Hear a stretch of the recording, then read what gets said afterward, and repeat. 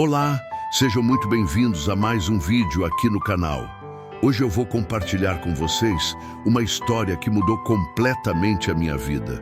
Uma história sobre escolhas, perdas, recomeços e sobre descobrir o que realmente importa quando tudo parece estar perfeito por fora, mas vazio por dentro.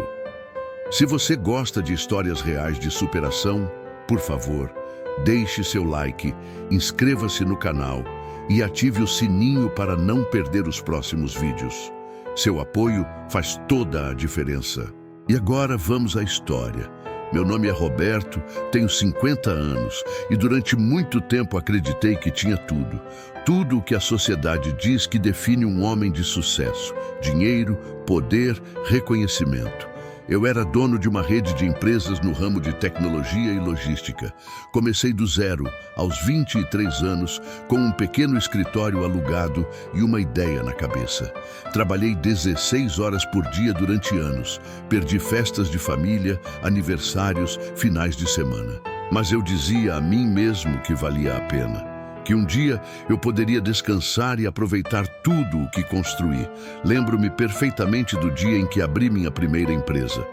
Era um escritório minúsculo no 10º andar de um prédio comercial antigo, com apenas 2 salas e um banheiro compartilhado com outras empresas. Eu tinha um computador usado, uma mesa de madeira arranhada que comprei num brechó e uma determinação inabalável. Minha mãe, que tinha acabado de perder meu pai para um câncer fulminante, me olhou naquele dia com uma mistura de orgulho e preocupação. Ela disse: "Filho, só não se esqueça de viver enquanto constrói sua vida." Na época, achei que era apenas um conselho de mãe preocupada. Hoje, entendo que era a sabedoria de alguém que havia visto o marido trabalhar até a exaustão e morrer sem aproveitar os frutos do próprio esforço. Mas eu não ouvi, estava obcecado. Cada cliente conquistado era uma vitória. Cada contrato assinado era uma validação de que eu estava no caminho certo. Eu dormia no escritório várias vezes por semana, comendo comida congelada, reaquecida no micro-ondas, tomando banho no chuveiro frio do banheiro compartilhado. Minha primeira namorada séria me deixou depois de 6 meses. Ela disse que namorava um fantasma, alguém que estava sempre fisicamente ausente ou mentalmente distante, mesmo quando estávamos juntos. Aos 40 anos, eu já tinha 5 empresas. Aos 45 eram 12. Eu viajava de primeira classe, jantava nos melhores restaurantes, usava relógios que custavam mais que carros importados. Minha casa era um verdadeiro palácio, com 7 suítes, piscina com borda infinita, adega climatizada. Eu tinha tudo, ou pelo menos era o que eu pensava. Aquela casa era uma obra de arte arquitetônica. Havia sido projetada por um arquiteto premiado internacionalmente e já tinha saído em 3 revistas de decoração. Tinha piso de mármore italiano importado, lustres de cristal austríaco, uma sala de cinema com poltronas de couro legítimo e sistema de som que custou mais de R$200 mil. A adega comportava 300 garrafas, muitas delas vinhos raros que eu nunca bebi. A academia particular tinha equipamentos de última geração que usei talvez 10 vezes. O closet da Suite Master era maior que meu primeiro apartamento. Tudo perfeito, tudo impecável, tudo vazio. A verdade, eu acordava todas as manhãs às 5 horas, ia para a academia do condomínio, sozinho, tomava um café rápido preparado pela empregada e seguia para o escritório. Passava o dia inteiro em reuniões, fechando contratos, brigando por margens de lucro, expandindo negócios. À noite, voltava para aquela casa enorme e silenciosa. Jantava sozinho, assistia a alguma série que mal prestava atenção e dormia. No dia seguinte, tudo se repetia. As empregadas mudavam constantemente. Eu mal aprendia seus nomes antes de serem substituídas. Elas cuidavam da casa com eficiência mecânica, mas não havia calor humano. Eu as tratava com educação, mas distância. Pagava bem, dava férias, mas nunca tive uma conversa real com nenhuma delas. Não sabia se eram casadas, se tinham filhos, quais eram seus sonhos. Elas eram funcionárias, não pessoas. Hoje me envergonho dessa desumanização, mas era assim que eu vivia, transformando tudo e todos em funções, em engrenagens do meu império pessoal. Eu não tinha relacionamentos verdadeiros. Meu casamento havia acabado 8 anos antes. Minha ex-esposa levou nossos 2 filhos para outro estado. Eles cresceram longe de mim. Eu mandava dinheiro, pagava as melhores escolas, mas raramente conversava com eles. Quando ligava, as conversas eram frias, protocolares. Eles me chamavam de pai, mas eu sabia que era apenas um nome. Eu não estava presente, nunca estive. Marina, minha ex-esposa, tinha tentado salvar nosso casamento por anos. Ela organizava jantares românticos que eu cancelava em cima da hora por causa de reuniões urgentes. Ela planejava viagens em família que eu abreviava porque precisava voltar aos negócios. Ela me implorou para ir à primeira apresentação de teatro do nosso filho mais velho na escola. Eu prometi que estaria lá, mas houve uma crise com um fornecedor chinês e achei que aquilo era mais importante. Vi as fotos depois. Meu filho no palco, vestido de árvore numa peça sobre meio ambiente, olhando para a plateia, procurando o pai que havia prometido estar ali. Marina estava sentada sozinha, chorando discretamente enquanto aplaudia. Aquela foi a última gota. 2 semanas depois, ela pediu o divórcio. Eu não lutei. Na minha cabeça distorcida, achei até um alívio, uma preocupação a menos. Mais tempo para trabalhar. Ofereci uma pensão generosa, dei a ela a casa onde morávamos, assumi todas as despesas das crianças. Achei que dinheiro resolveria tudo. Achei que estava sendo um bom pai ao prover financeiramente. Não entendia que meus filhos não queriam meu dinheiro. Queriam minha presença, meu tempo, meu afeto. Meus filhos? Bem, eu tinha colegas de negócios. Pessoas que me cumprimentavam com sorrisos largos, que faziam brinde à minha saúde em jantares caros, mas que sumiam quando eu precisava de algo além de oportunidades de lucro. Eu não tinha ninguém com quem conversar de verdade. Ninguém que se importasse comigo, Roberto, e não com o Roberto empresário. Esses jantares de negócios eram sempre iguais. Restaurantes sofisticados, pratos que eram verdadeiras obras de arte, vinhos caríssimos que eu não distinguia de vinhos de supermercado. Conversas superficiais sobre mercado, sobre ações, sobre quem estava comprando o quê. Risadas falsas para piadas sem graça. Todos ali usavam máscaras, inclusive eu. Éramos gladiadores num coliseu corporativo, fingindo amizade, enquanto procurávamos fraquezas nos outros para explorar. Houve noites em que eu sentava na varanda da minha cobertura, olhando para a cidade iluminada lá embaixo, e me perguntava: é só isso? Trabalhar, ganhar, acumular, morrer? Onde estava a alegria? Onde estava o sentido? Mas logo afastava esses pensamentos. Afinal, homens como eu não tinham tempo para crises existenciais. Eu tinha metas a bater, negócios a expandir. Nessas noites, eu bebia. Não muito, apenas o suficiente para adormecer os pensamentos incômodos. Whisky escocês de 25 anos, servido em copos de cristal. Bebia sozinho na varanda, ouvindo o barulho distante da cidade. Às vezes, ligava a televisão só para ter vozes humanas ao fundo, para criar a ilusão de que não estava completamente sozinho. Outras vezes, eu rolava o feed das redes sociais, vendo fotos de conhecidos em férias com suas famílias, em festas de aniversário, em almoços de domingo. E sentia uma pontada que eu me recusava a chamar pelo nome certo: inveja. Não do que eles tinham materialmente, mas da conexão, do pertencimento, do amor que transparecia naquelas imagens. E então veio aquele dia, 15 de março, uma terça-feira comum. Eu estava em uma reunião importante com investidores japoneses. Estávamos fechando um contrato de 20 milhões de reais. Eu me sentia invencível. De repente, senti uma dor no peito, algo apertado, como se alguém estivesse pressionando o meu tórax com força. Tentei disfarçar. Pedi licença, fui ao banheiro, joguei água no rosto. A dor não passava. Ela piorou. Começou a irradiar para o braço esquerdo, para o pescoço. Lembro que olhei para o espelho do banheiro e vi um homem pálido, suado, aterrorizado me encarando. Por um momento, não reconheci meu próprio reflexo. Quem era aquele homem de olhos fundos, com rugas profundas marcadas pela tensão constante? Quando tinha me tornado aquilo? Tentei respirar fundo, mas cada inspiração era uma agonia. O mundo começou a girar. Segurei na borda da pia com tanta força que meus dedos ficaram brancos. Meu sócio me encontrou pálido, suando frio, apoiado na pia.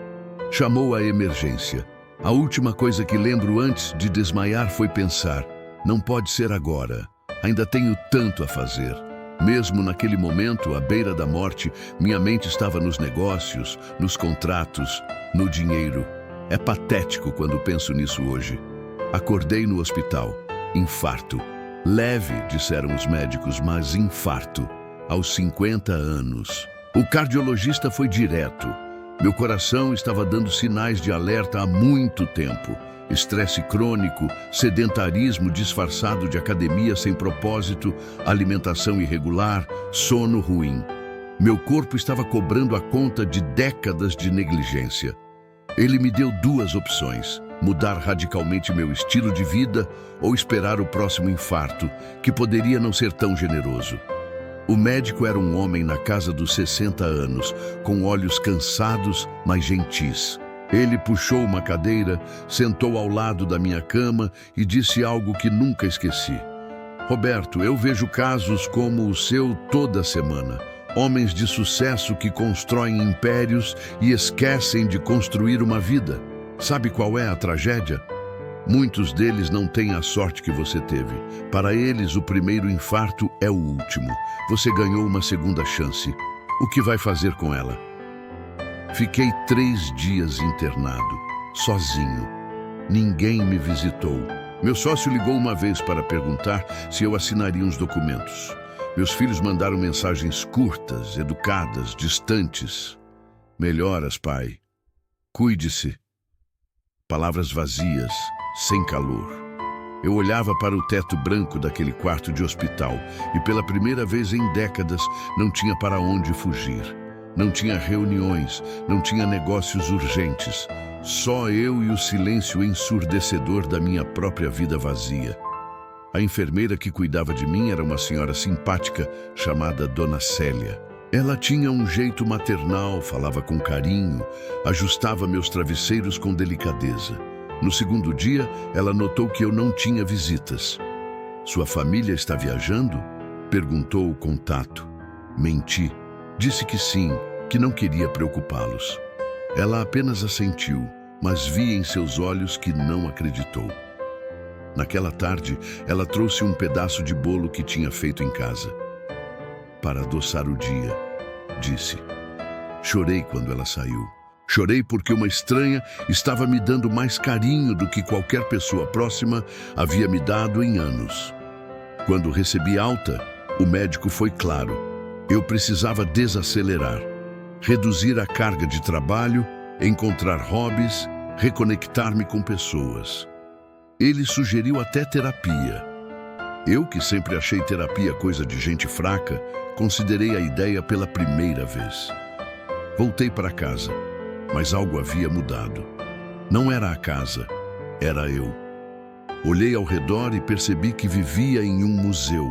Tudo era bonito, caro, perfeitamente organizado, mas nada tinha vida, nada tinha alma.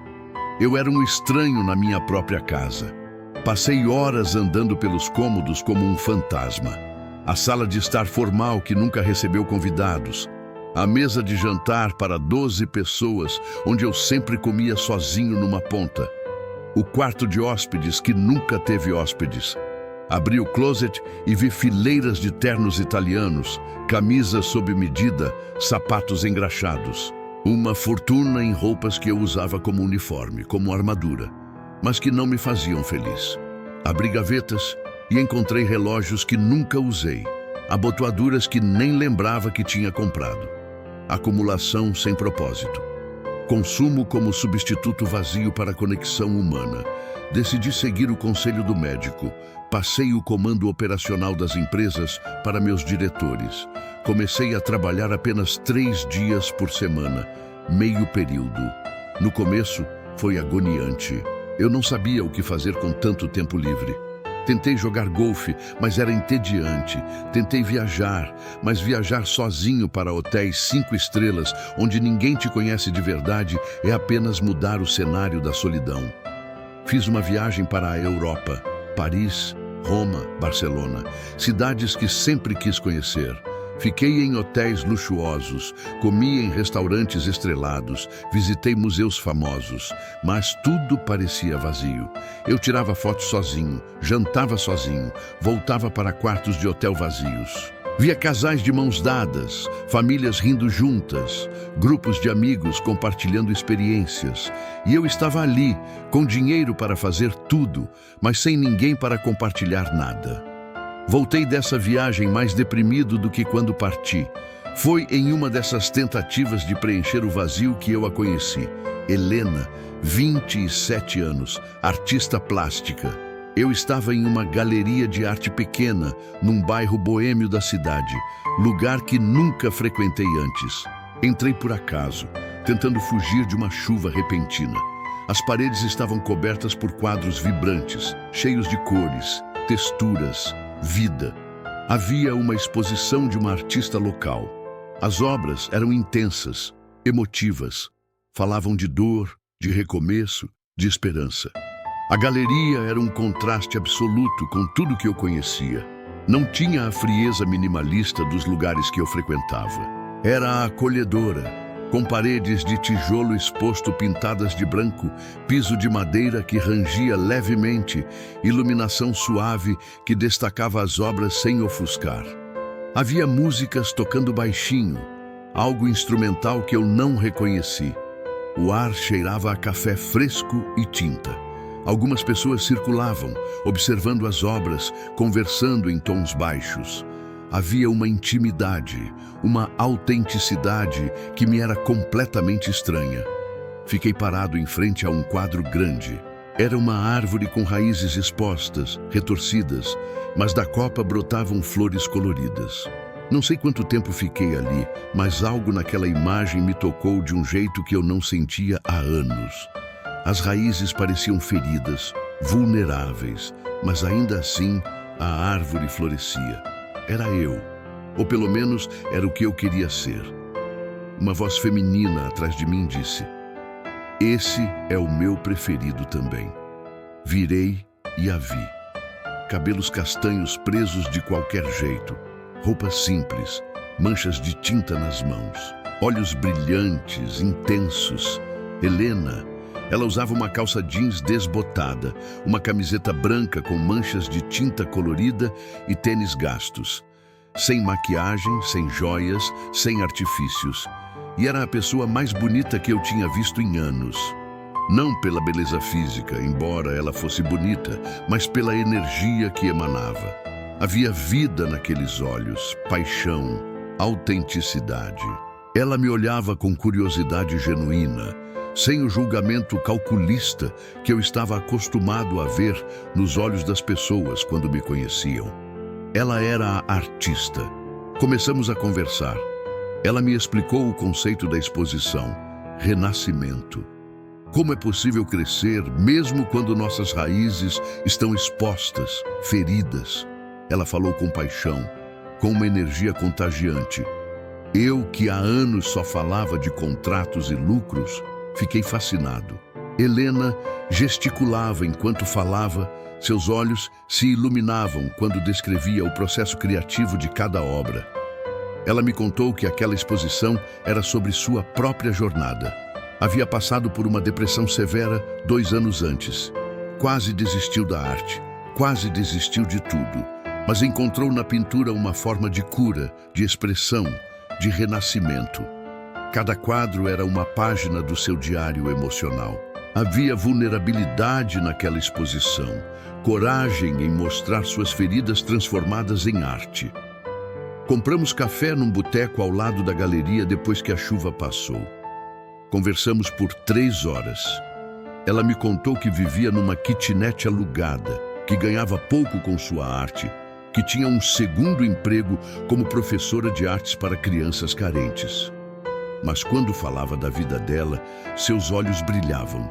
Ela era feliz, genuinamente feliz. Ela me contou sobre os alunos dela, crianças de uma comunidade pobre da Zona Sul, como eles chegavam com olhos apagados pela dura realidade em que viviam, mas se transformavam quando pegavam um pincel. Como um menino de 8 anos, filho de uma catadora de recicláveis, havia descoberto um talento incrível para desenho. Como uma menina de 10 anos que havia perdido o pai assassinado, encontrou nas cores uma forma de expressar sua dor e começar a curar. Helena falava daquelas crianças com um amor que eu nunca tinha ouvido em nenhuma conversa sobre negócios ou lucros. Eu contei o mínimo. Disse que era empresário, mas omiti os detalhes. Não queria que ela me visse pelas minhas conquistas materiais. Pela primeira vez, eu queria ser visto por quem eu era, não pelo que eu tinha. Nos encontramos de novo, e de novo. Helena me mostrou um mundo que eu não conhecia. Levou-me a saraus de poesia em bares simples, a apresentações de teatro independente, a feiras de artesanato aos domingos. Ela me ensinou a observar detalhes, o jeito que a luz da tarde batia nas folhas das árvores, o som da chuva no telhado, o gosto verdadeiro de um café passado sem pressa. Lembro de um sábado em particular. Helena me levou a uma feira de artesanato num parque público.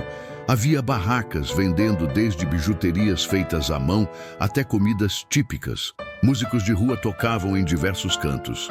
Famílias passeavam, crianças corriam, cachorros latiam alegremente. Era caótico, barulhento, vibrante. E eu amei cada segundo. Comemos pastel numa barraca simples, sentados num banco de praça. O pastel provavelmente custou R$2, mas tinha mais gosto que qualquer refeição de R$500 que eu já tinha comido. Porque eu estava presente, porque eu estava vivo. Comecei a frequentar o ateliê dela. Era uma pequena sala num prédio antigo, cheia de telas, tintas, pincéis. Cheirava a terebintina e café. Ela me ensinou a pintar.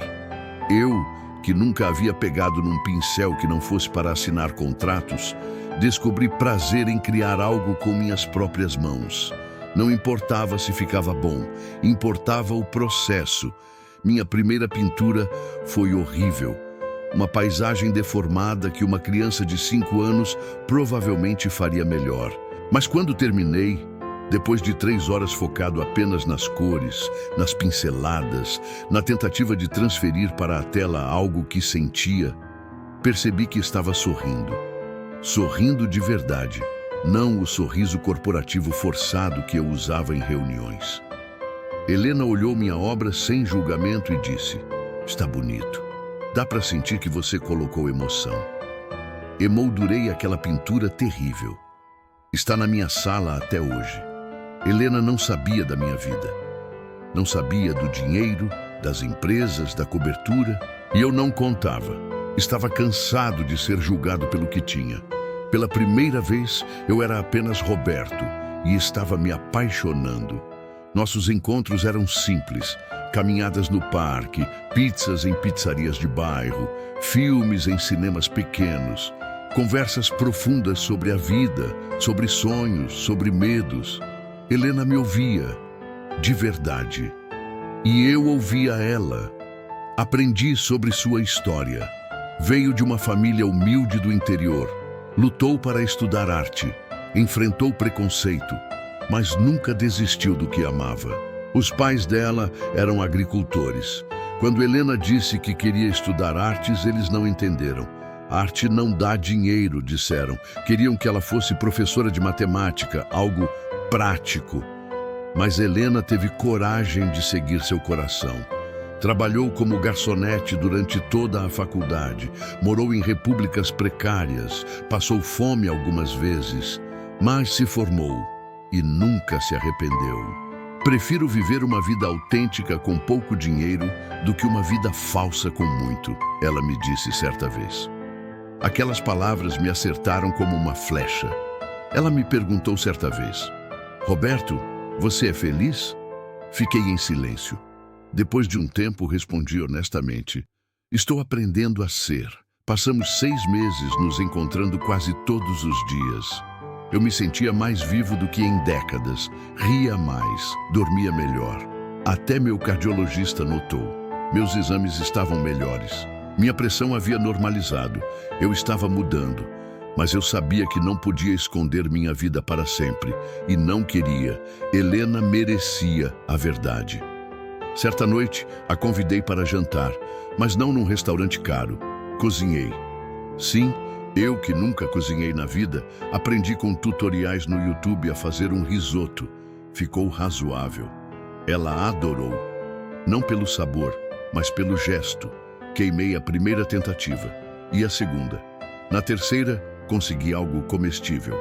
A cozinha ficou uma bagunça.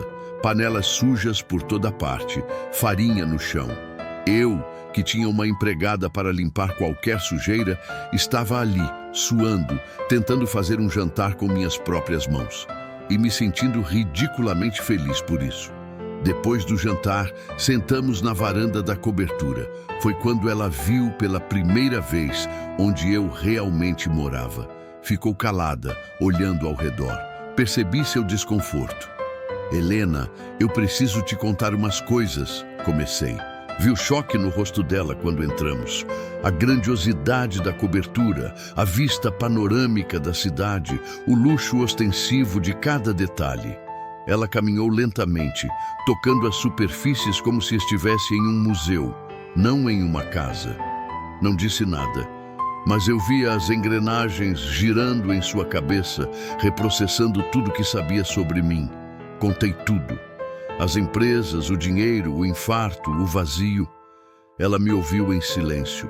Quando terminei, perguntei: isso muda algo entre nós? Ela suspirou fundo. Roberto, eu não me importo com seu dinheiro. Nunca me importei. Mas me preocupo com uma coisa. Você mudou de verdade ou só está tentando preencher outro vazio? Eu não quero ser seu projeto de redenção. Não quero ser a mulher que te salvou. Eu quero que você se salve. Aquelas palavras me atingiram como um soco. Ela tinha razão. Parte de mim ainda estava buscando algo fora para preencher o que faltava dentro. Prometi a ela e a mim mesmo que faria o trabalho interno necessário. Comecei terapia, de verdade dessa vez. Enfrentei meus demônios, a solidão autoimposta, o medo de ser vulnerável, a crença de que eu só tinha valor pelo que produzia. A terapia foi brutal. Minha terapeuta, doutora Fernanda, não tinha pena de mim. Ela me fazia perguntas difíceis que eu não queria responder. Por que você acha que precisa provar seu valor constantemente? O que você está tentando compensar com todo esse sucesso material? De quem você está tentando ganhar aprovação? Sessão após sessão, fui descascando camadas de mecanismos de defesa, de mentiras que contei a mim mesmo por décadas. Era doloroso, mas necessário. Era como limpar uma ferida infectada. Dói, mas é a única forma de curar. Foi um processo doloroso. Tive que admitir erros. Tive que ligar para meus filhos e pedir desculpas por anos de ausência. Eles não me perdoaram imediatamente. E tudo bem, eu não merecia perdão fácil. Mas comecei a reconstruir aquelas pontes, tijolo por tijolo. A ligação para meu filho mais velho, Pedro, foi a mais difícil. Ele tinha 22 anos, cursava engenharia. Quando liguei, ele atendeu com surpresa. Não trocávamos mais que 3 palavras há meses. Oi, pai, aconteceu algo? Respirei fundo. Sim, eu preciso te pedir desculpas. Por não ter sido o pai que você merecia. Por ter escolhido o trabalho ao invés de você. Por não ter estado lá quando você precisou. Eu errei e sinto muito. Silêncio do outro lado. Depois a voz dele, embargada. Pai, eu não sei o que dizer. Não precisa dizer nada agora. Só preciso que você saiba que eu vejo meus erros. E que se você me der uma chance, quero tentar ser melhor. Choramos os dois ao telefone. Helena continuou ao meu lado, mas mantendo sua independência.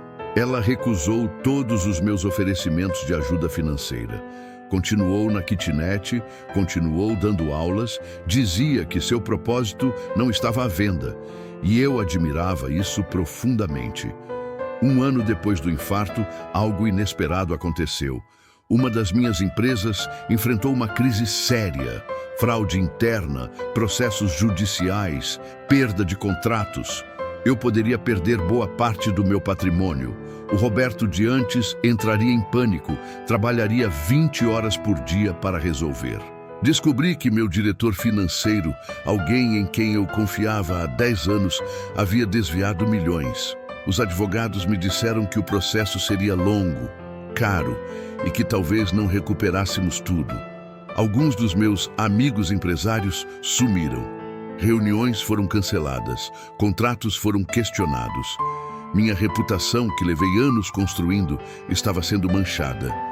Mas eu não era mais aquele homem.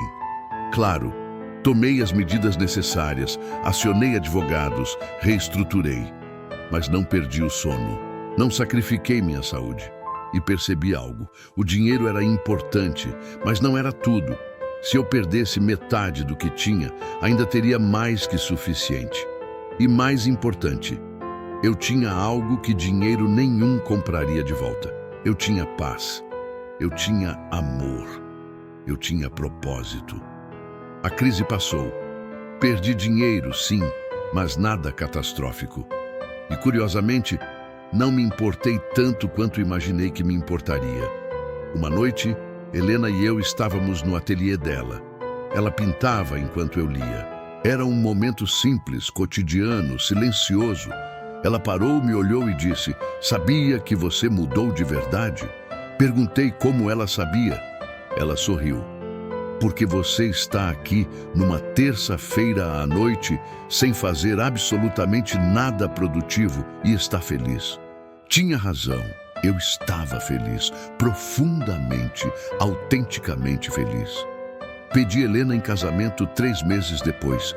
Não foi em um restaurante chique, nem com um anel caríssimo, embora eu pudesse comprar.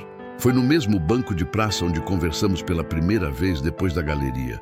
Ajoelhei ali, no meio do parque, com pessoas passando ao redor, crianças brincando, cachorros latindo. Era imperfeito, barulhento, real. O anel era simples, uma aliança de prata com uma pequena pedra. Nada ostensivo, mas tinha significado. Ela disse sim antes mesmo que eu terminasse de fazer a pergunta. Rimos e choramos ao mesmo tempo. Casamos numa cerimônia pequena. Meus filhos vieram. Pela primeira vez em anos, conversamos de verdade. Vi nos olhos deles algo que eu não via há muito tempo. Esperança. Esperança de que talvez não fosse tarde demais para termos uma relação de pai e filhos. O casamento foi numa chácara simples, decorada com flores do campo. Apenas 30 convidados, pessoas que realmente importavam. Não havia pompa, não havia ostentação. A comida foi feita por um buffet local, simples, mas deliciosa. A música foi tocada por um amigo de Helena que tinha uma banda de MPB. Meu filho Pedro fez um discurso. Ele começou dizendo: "Durante anos eu tive um pai que me dava tudo, menos ele mesmo. Hoje vejo um homem diferente. Um homem que está aprendendo a ser pai, não apenas provedor. Helena, obrigado por ajudar meu pai a se encontrar." Não consegui segurar as lágrimas. Helena e eu nos mudamos para uma casa menor, aconchegante, num bairro tranquilo. Vendemos a cobertura. Não precisávamos de 7 suítes. Precisávamos de um lar. Transformamos um cômodo em ateliê para ela. Eu me envolvi mais em projetos sociais através das empresas, algo que nunca havia feito. Helena me ensinou que sucesso verdadeiro é o impacto positivo que deixamos no mundo. A nova casa tinha 3 quartos, uma sala aconchegante com lareira, uma cozinha onde cozinhávamos juntos aos fins de semana. Havia um jardim pequeno onde Helena plantou flores e ervas aromáticas. Eu, que nunca tinha colocado a mão na terra, descobri prazer em cuidar das plantas, em ver coisas crescendo. A casa tinha alma. Tinha cheiro de café pela manhã, de comida caseira aos domingos, de tinta quando Helena pintava. Tinha vida. Criei uma fundação para apoiar jovens artistas de comunidades carentes. Helena coordena o projeto. Oferecemos bolsas, materiais, espaços para exposições. Ver o brilho nos olhos daqueles jovens quando recebem a oportunidade de desenvolver seu talento me dá mais satisfação que qualquer contrato milionário que já fechei. Hoje, aos 52 anos, trabalho apenas 2 dias por semana. Dedico tempo à minha esposa, aos meus filhos, a mim mesmo. Pinto, leio, caminho, converso, vivo. Minhas manhãs agora começam diferente. Acordo naturalmente, sem alarme, geralmente por volta das 7. Helena e eu tomamos café juntos, sem pressa. Conversamos sobre os sonhos da noite, sobre os planos do dia, sobre nada e tudo. Às vezes, apenas ficamos em silêncio confortável, lendo jornal, ouvindo os pássaros no jardim. Depois, caminhamos pelo bairro, conhecemos os vizinhos pelo nome. Cumprimentamos o dono da padaria, a senhora que varre a calçada, o jovem que passeia com seu cachorro. Faço parte de uma comunidade agora. Não sou mais uma ilha. Aprendi que o verdadeiro luxo não é ter dinheiro, é ter tempo. Tempo para estar com quem amamos. Tempo para fazer o que nos preenche. Tempo para simplesmente existir sem a pressão constante de produzir, conquistar, acumular. Meus filhos agora me visitam regularmente. Pedro trouxe a namorada para conhecer a casa. Passamos um domingo inteiro juntos, cozinhando churrasco, rindo, conversando sobre a vida dele, os desafios da faculdade, seus sonhos. Pela primeira vez, ele me pediu conselho não sobre dinheiro ou negócios, mas sobre relacionamento, sobre como equilibrar ambição e vida pessoal.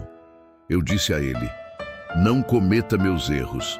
Não sacrifique as pessoas que você ama pelo sucesso profissional.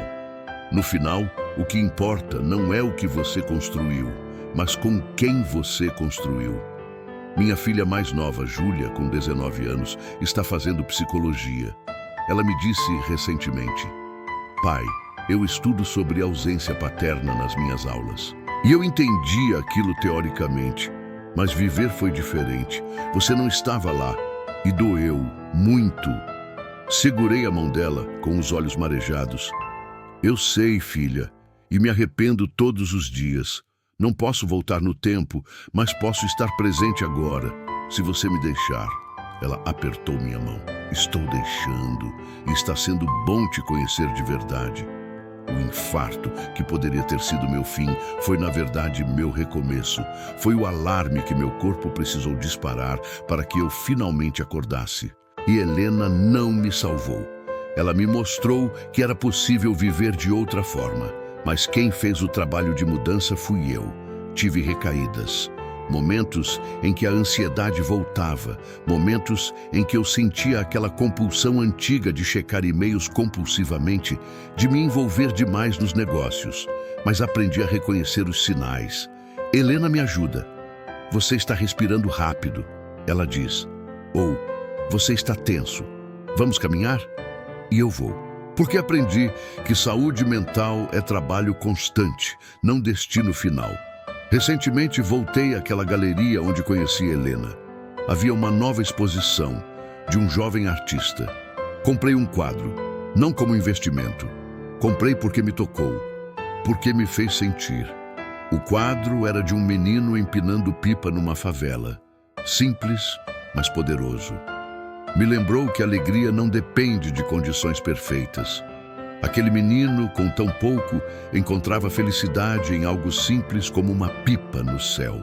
Eu, com tanto, tinha levado 50 anos para aprender isso. Quando saí da galeria, peguei meu celular. Tinha mensagens de trabalho. Olhei, mas não respondi imediatamente. porque era sábado à tarde e eu havia prometido a Helena que faríamos um piquenique no parque. Aquilo podia esperar. Nós não fizemos o piquenique. Helena preparou sanduíches, frutas, suco natural. Levamos uma toalha xadrez velha, estendemos sob uma árvore. Ficamos ali por horas, comendo, conversando, vendo as nuvens, observando famílias, casais, crianças. Não fizemos nada de extraordinário. E foi perfeito. Percebi, finalmente, que durante anos eu corri atrás de coisas que a sociedade dizia que me fariam feliz. Sucesso, dinheiro, status. E consegui tudo isso. Mas a felicidade verdadeira só veio quando parei de correr, quando desacelerei, quando permiti que a vida acontecesse, em vez de tentar controlá-la. Tem uma frase que li na terapia e que carrego comigo. A vida não é medida pela quantidade de respirações que tomamos, mas pelos momentos que tiram nosso fôlego. Passei décadas respirando automaticamente, correndo, sem viver momento algum. Agora, cada pôr do sol que parou para admirar, cada jantar sem pressa com Helena, cada conversa real com meus filhos, cada quadro que pinto, esses momentos tiram meu fôlego e me fazem sentir vivo.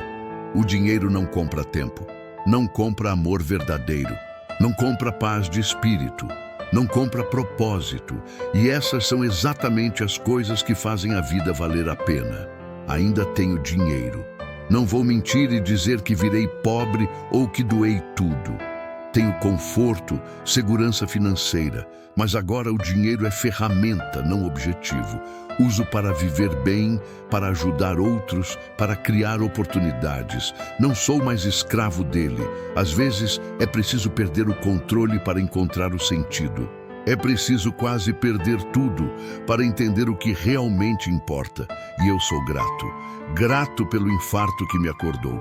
Grato pela Helena que me inspirou. Grato pela segunda chance que a vida me deu. Minha mãe faleceu 6 meses após meu casamento. Câncer, descoberto tarde demais. Mas eu estava lá. Passei os últimos meses ao lado dela. Conversamos sobre tudo. Ela me disse, dias antes de partir: "Filho, eu sabia que um dia você acordaria. Seu pai morreu sem acordar. Trabalhou até o último dia, perseguindo algo que ele nunca alcançou. Você acordou a tempo. Eu posso partir em paz sabendo disso." Segurei a mão dela enquanto ela se despedia. Doeu. Mas não me arrependo de nenhum segundo que passei ao lado dela naqueles últimos meses. Se você chegou até aqui, obrigado por me ouvir. Se você se identificou com alguma parte dessa história, saiba que não é tarde demais. Não importa quantos anos você tem, quanto dinheiro ganhou ou perdeu, quantos erros cometeu. Sempre é possível recomeçar. Sempre é possível escolher viver de verdade. Talvez você esteja lendo isso num momento difícil. Talvez esteja se sentindo perdido, vazio, questionando o sentido de tudo. Ou talvez esteja no caminho que eu estava, acumulando conquistas, mas perdendo a vida. Quero que saiba, você pode mudar.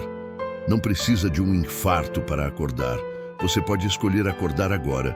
E lembre-se, o verdadeiro luxo não está nas coisas que você possui.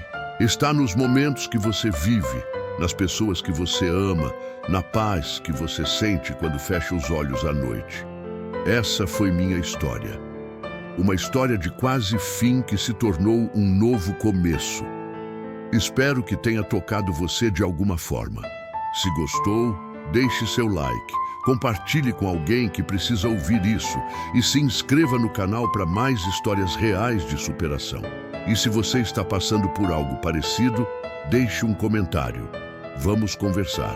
Porque se tem algo que aprendi, é que conexão humana, partilhar nossas histórias, ajudar uns aos outros, isso é o que dá sentido à vida.